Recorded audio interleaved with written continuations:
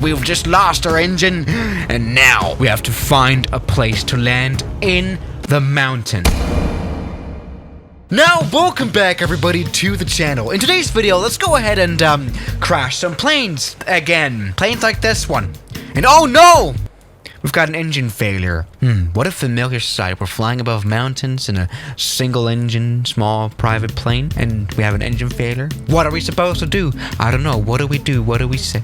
Sorry, never mind. Yes, in today's video, I would like to determine the worst place literally to have an engine failure, right? On smaller planes, but especially also on airliners. What is really the worst place you would have an engine failure? I would guess, for example, right now, the mountains. That's right now is not the California mountains, where the scene that this stunt was inspired by happened.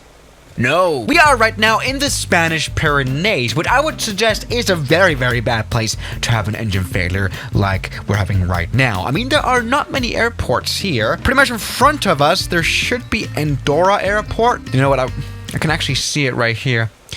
It's not that far away, but I think it's, not really doable in our Cessna, right? No, that would be easy mode. We don't want easy mode. What we are going to try now is landing the plane down here in the mountains. Now, this is probably a very, very horrible scenario for any pilot, really. No flat land, no flat surface where you could land on, not even a highway or anywhere. I mean, you know what? There are actually quite a few towns and stuff like this down here. But, okay. Now it's time for hardcore mode. Let's go ahead and get down. Let's go ahead and get rid of some altitude and especially find a proper landing spot. Now, you know, I do have to say we're not really doing the proper emergency procedure properly. I just wanted to mention that. So, something that you actually learn in your theory course of your pilot's license, which of course I have done and stuff, is that if you land, for example, on a ski slope like this, you know, on a mountainside, you actually are supposed to land uphill, never downhill. So let's go ahead and use that knowledge I have learned. By the way, we were way too fast. This plane glides way too well. Let's go ahead and get rid of some speed. All right. I think we've got right here what in real life is kind of like a ski house club thing and a little bit of like a beginner ski slope. Can you see that, you know? Which is a little bit flatter, and I think that will be a perfect runway, actually. We are very fast still, but I think we can make it. Yeah, this looks like a very nice spot, actually. Good. Now, let's go ahead and land on this grass. Good. Here we go. Yes.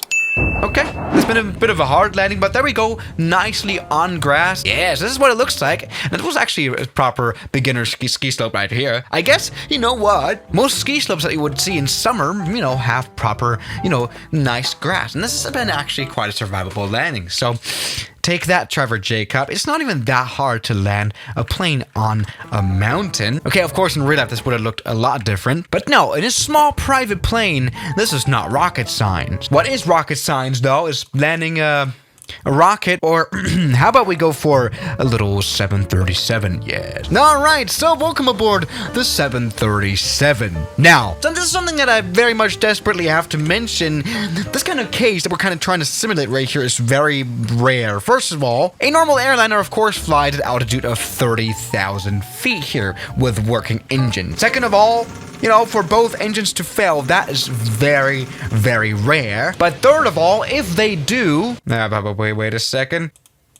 Boom, there we go, we've got an engine fire. If they do, these jet planes are actually able to glide for quite a bit of a distance. Yeah, mostly if you're at 30,000 feet, you can, you know, keep on gliding the plane for around 100 nautical miles, something like that, which would be pretty much enough to fly to... how much is that? Barcelona Airport. Barcelona, that's only from here, 68 nautical miles away, to give it a bit of a perspective. That's like all the way over here, yes. You know, of course, it depends on, you know, the conditions, on winds and stuff like that, and, you know, keeping the proper glide speed or something. But, you know, at a realistic altitude that a normal airliner usually flies at, you have very good chance of survival or making it to another airport, right? So you don't even have this whole case of, you know, having to land somewhere in the middle of nowhere because these planes just fly so high unless they're landing. And in that case, they're very close to airports anyway, right? So anyway, let's maybe try to simulate this anyway. Good. Right. There we go. Now at a pretty low altitude, we've just lost our engine. And now we have to find a place to land in the mountains. Now this is what you learn when you become a pilot, just this very quick decision making, and I can't really make a decision. This is now a bit of a tougher area. We don't have a ski slope. In this case, I would probably head for the valleys where there are roads. That makes it more, accessible by ambulances and stuff like that, because we got a road down here. That could be a possibility. Maybe land on that one. Yeah, that would be probably the option I would go for. And I mean, look, even in this case, look how long this plane has been gliding now. All right, let's go ahead and shut up the plane. Okay, we've got no ram or turbine. Anyway, we still have got hydraulic control and everything. That's fine. Let's come in for a landing somewhere. I don't like this mountain that we've got right in front of us at all. Okay, bit of a different decision. We've got a bit of a field right here. Okay, let's do this. Maybe we're gonna die, but maybe some passengers will survive this. All right, terrain ahead. Put the flaps out fully. Okay, good. Let's not stall out. Come on. Okay, we're practically crashing now. Okay, we're dead. We're dead. Okay. Oh my god. Oh my god. Okay, there we go. We have landed on a hillside, which honestly, in real life, you know what? This simulation is not all too good. In real life, this could have been quite survivable, I would guess. This is just a regular crash into a field. Maybe this would have been survivable for at least a few. Great. Now, so this is the mountains as a candidate for being the worst place to have an, engine emergency above, right? I want to explore maybe a little bit of more realistic scenario, and that is having an engine failure. We can try it here.